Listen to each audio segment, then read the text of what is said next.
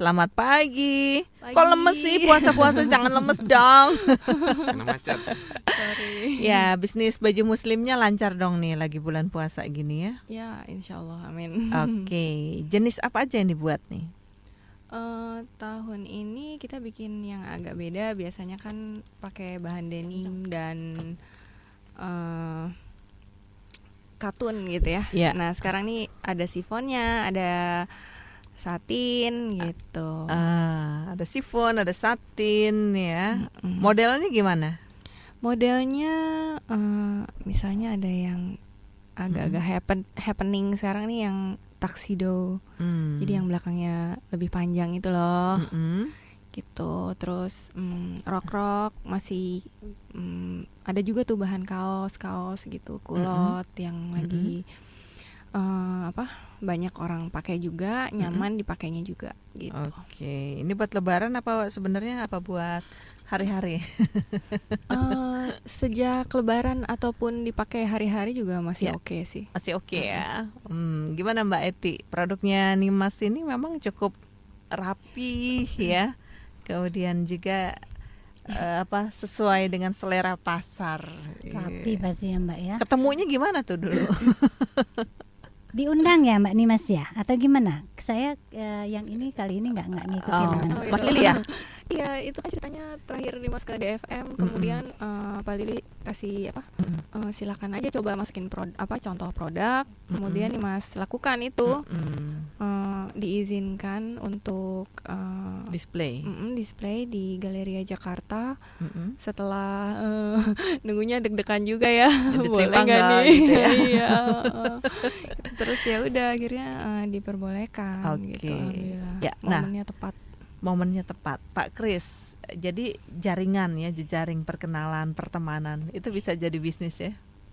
Ya, memang begitu kan, karena rezeki kita kan datang melalui orang lain. Betul. Jadi kalau kita menyadari itu, maka tidak ada cara lain kecuali memperluas pergaulan. Dari sekian banyak itulah nanti kita terbuka peluang-peluang.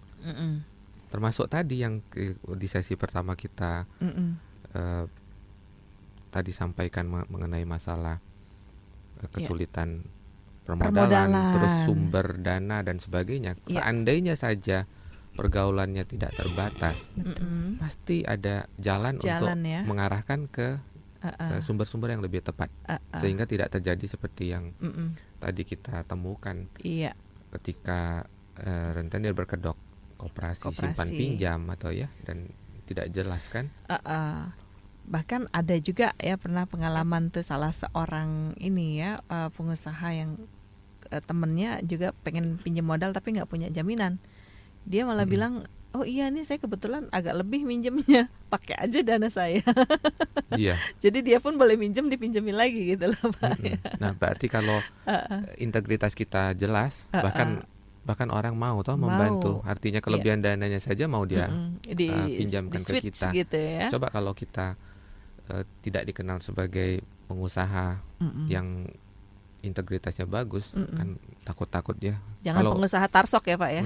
Kita punya pun diam-diam ya, jangan bilang-bilang ya, nanti malah dipinjam kan.